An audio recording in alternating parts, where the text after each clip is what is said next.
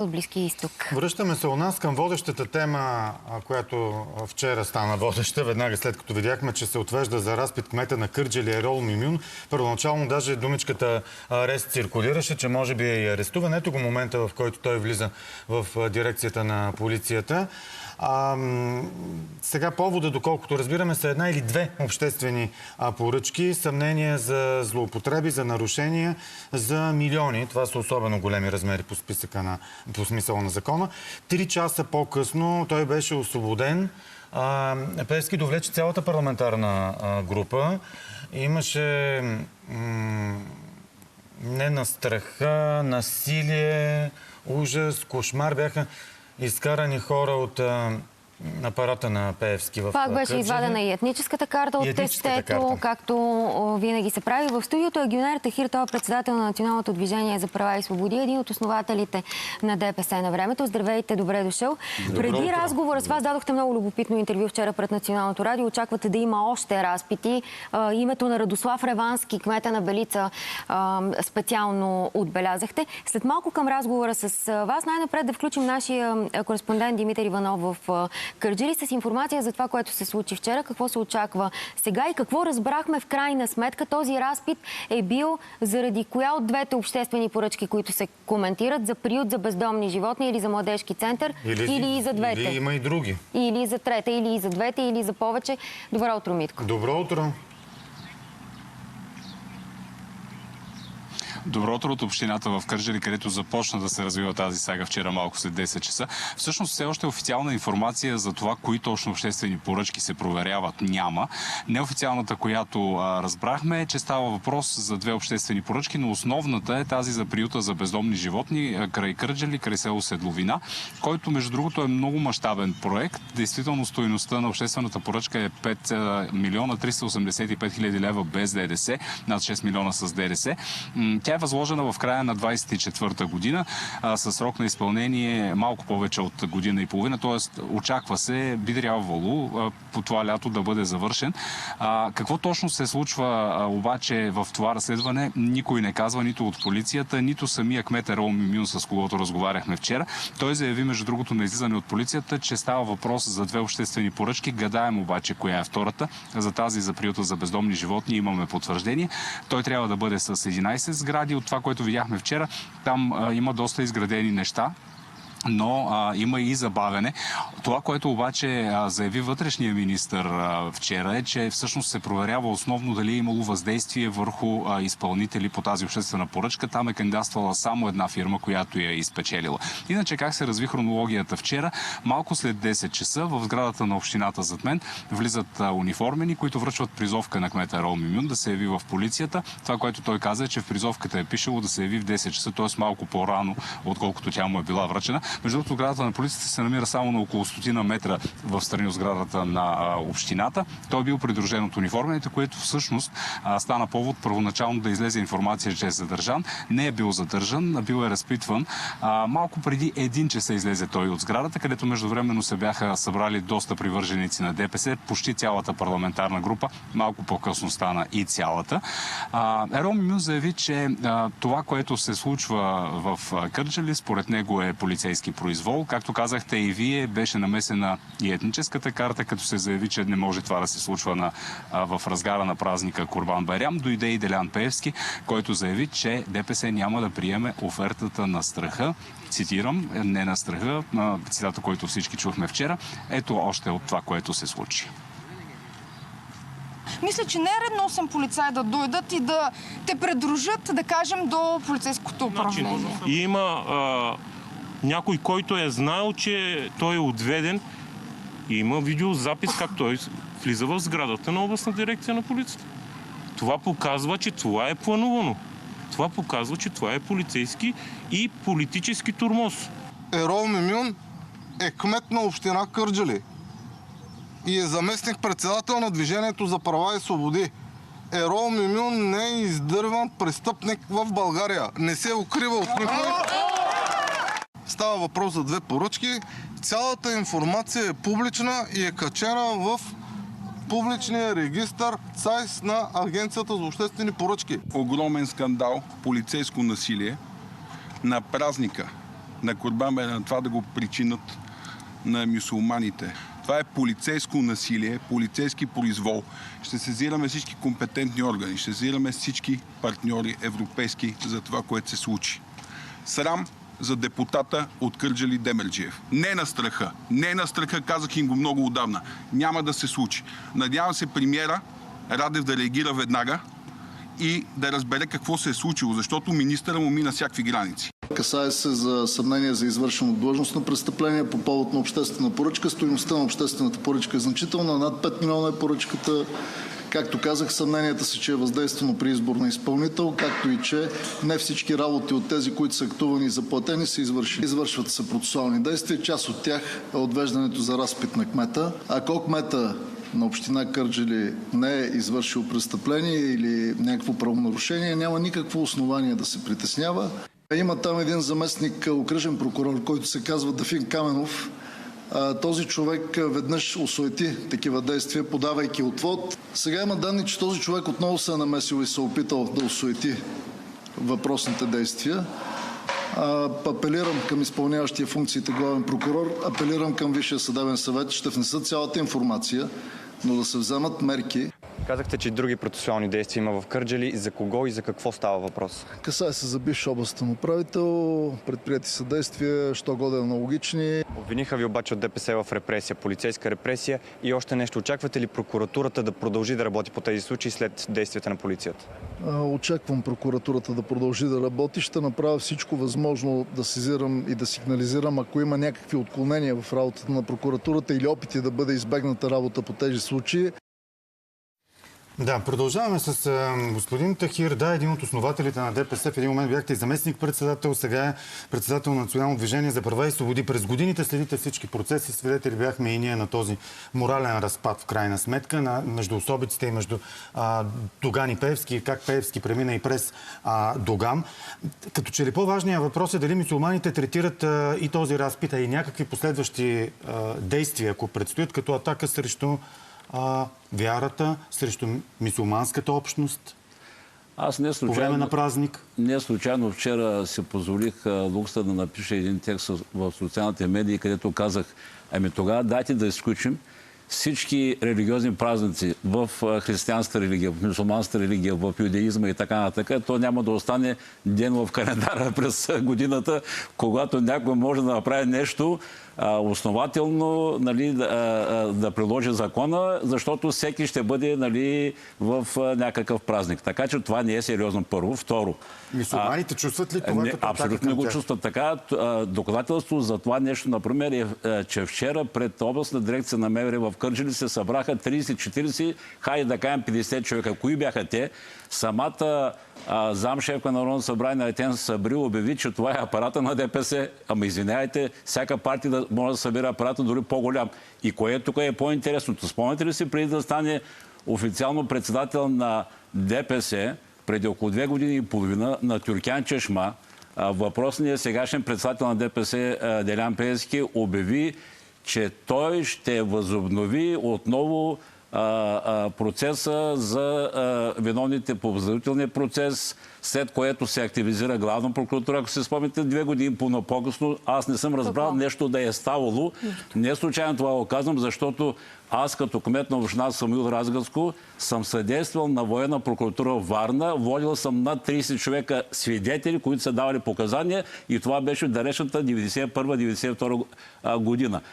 Сега, например, виждаме, че през последните събития, които засягат пряко мюсюлманите, това, например, бяха отбелязват на събитията на 19 май в Джебел, в Езерче Разградско, на Демир Бабатеке и така нататък. Никъде въпросният сегашен бос на ДПС Делян Пеевски не присъства, което показва неуважение към мюсюлманите, които той се опитва да ги представлява.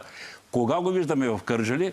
Когато, ако трябва да се изразя на народен език, го стяга чепика. Защо? Защото когато се разплете възела, т.е. през Яроло, Мюмюн и другите кметове на общини, неминуемо ще се стигне до централата на ДПС в София. Това искам да ви обясните. Кое е по-новото? Това искам да ви кажа. Ако, например, през времето на Тройната коалиция, когато управляваха ДПС, БСП и НДСВ, между 2005 и 2009 година, фирмите говориха за 10%, които трябва да отчислят съответно на управляващите партии, тогава аз знам, по моя информация, че 10% се разделяха между 5% за централата на ДПС и 5% за съответно община. Сега как стоят нещата Сега тези според проценти вас? вече отидаха до 30, някои говорят до 40. За кого? Вече не се разделят. 30% са за централата. Какво остава? Остават останалите синици, при които всичко това се прави с некачествен материал и съответно не отговаря изобщо на никакви законови изисквания и така нататък. И тук, например, е важно да кажем и да припомним на хората, че през последните месеци, особено в предишното управление, всички кметове на общини, които се снимаха под държавния герб, те получиха финансиране от държавния бюджет несъразмерно. И, например, само за община Кърджали, аз знам за едни цифри, които няма как да ги потвърдят. Това трябва да почти потвърдят пари, които са поискали държавните по общинската институции. програма, са ги Говорим получили. за суми между 300 до 500 милиона лева.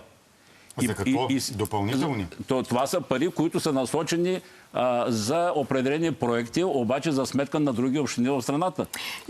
И не случайно, ако си спомняте, архитект Шишков, министър на регионалното развитие, спомена за една цифра от изхарчени 4 милиарда лева в посока на определени общини и спомена 3 от тях – Кърджали, Белица и Гърмен. Това според вас е схемата?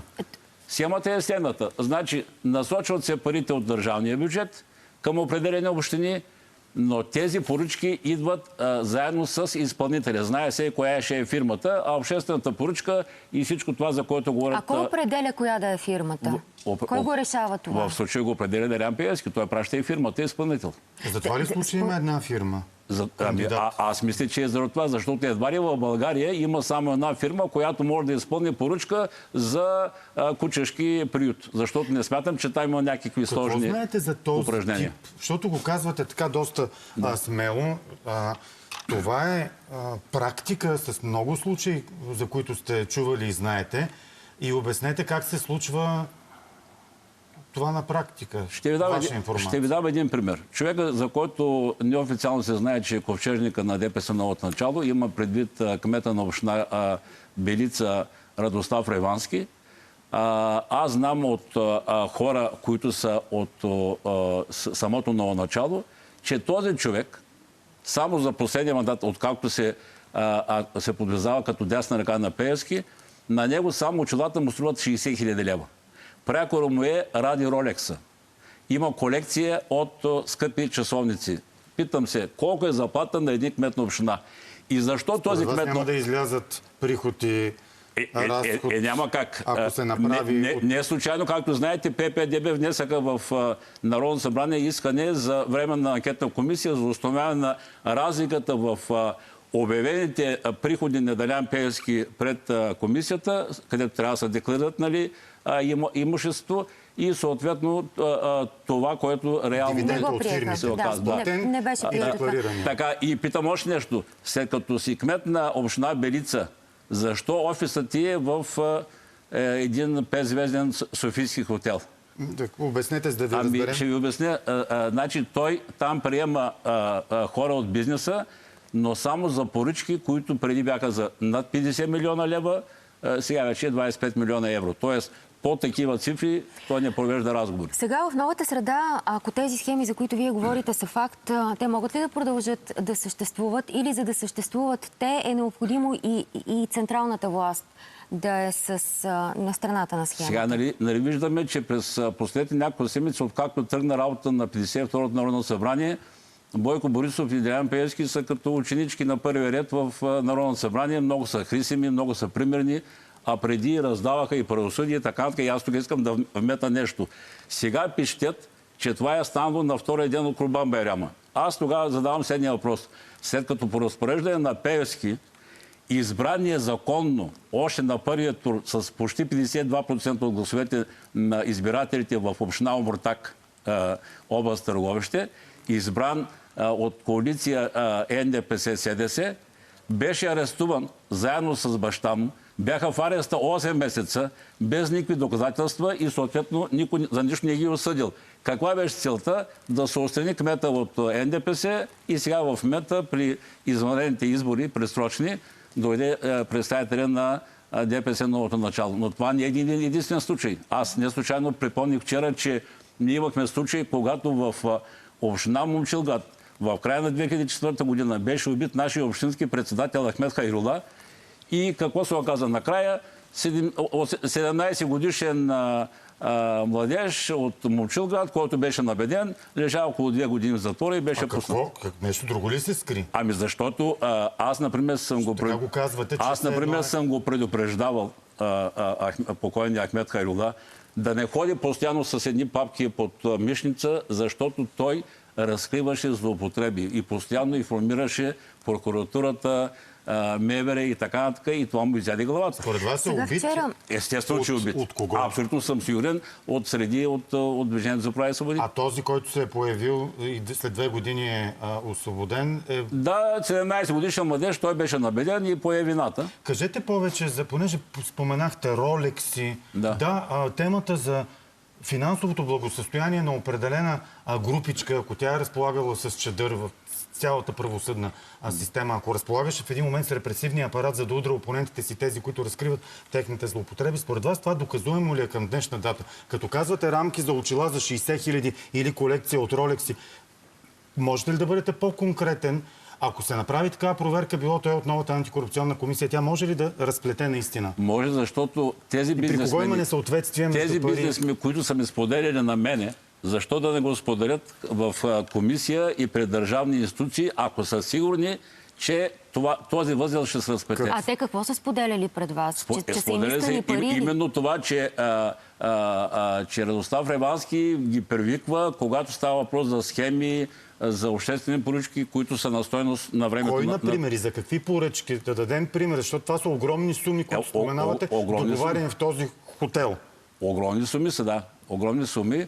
Отначало в този хотел, за който споменах, и след това в едно заведение близко до Орлов Мосъл, София. Какви и кои поръчки, например? Вижте, аз ако кажа какви поръчки, трябва да спомена и имена.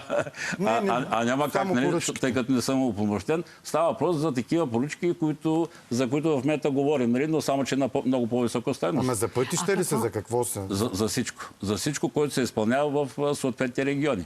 Това само за по-големите поръчки ли става въпрос, или това влияние според вас слиза до павилиона за банички, буквално? Ами до навсякъде. До навсякъде. Нивата са различни и ако си спомняте, отново ще припомня това, което каза архитект Шишков, че искат сегашното управление да проверят кои са онези големите фирми, които са изпълнявали, например, големите обществени поръчки, и говорим за например, магистралите. Ние с вашия колега сме от Разград и аз, например, когато преди 32 години пристигнах в София, мечтаях един ден, преди да се пенсионирам, да се движа по цялостна магистрала Хемус от София до Разград. След 2 месеца ще се пенсионирам и да виждам кога това нещо ще се получи. Някой се грижи да не останете без мечта в един момент. Сигурно, просто си продадах имотите в Разград, за да не се налага да пътувам. Може ли още малко, защото слагате акцент върху името на Ревански, предполагам, че и в конкретика, да, и като символ. Казвате ковчежника на ДПС. Какво работи ковчежника на ДПС? Това ли, което вие казвате, искане на пари, връщане на пари обратно към централата, ако наистина там се определят нещата? Сега ще ви дам два примера. И той е единствен ли, или има и други хора в ДПС, чиято грижа са тези процеси? Двата примера. Той е с най-големите пълномощия, ако говорим за Ревански. Кои са тези примери? Когато ти по нечестен начин си заел позицията на кмет на община, говоря за Ревански, през 2015 година, той беше най-обикновено младеж в младежната структура на ДПС. А защо не е честен Когато начин? по време на изборите, по време на регистрациите, на мен ми се обади заместник на Мустафа Карадаи с следната оферта. Господин Тахир, може ли вие да се оттеглите кандидата в Бедица, тъй като ние имаме един много перспективен младеж, искат да спечелят служебно? Разбира се, моят отговор беше, че аз никога не си предавам хората и моят човек остана кандидат. Какво направи обаче Ревански?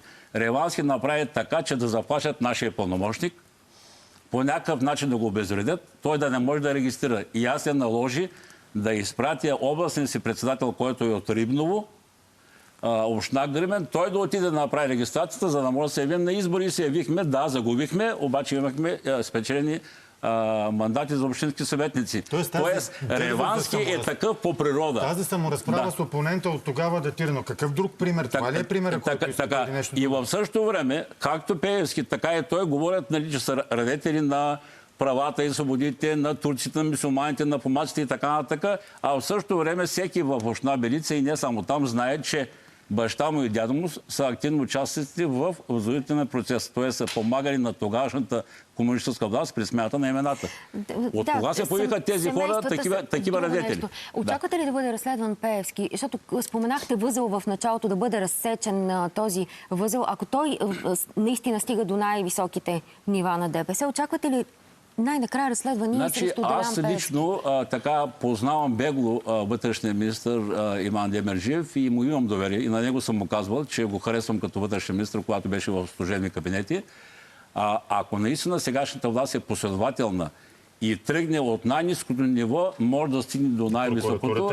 И не случайно той, например, споменава за това, че човек от окръжна прокуратура в Кърджали пречи на някои техни действия. Детин Каменов, аз също съм свидетел, когато, например, от Софийска градска прокуратура се намесват в съответните смесени региони, а там няма ли окръжна прокуратура? Няма ли районна прокуратура? В какъв смисъл се намесват?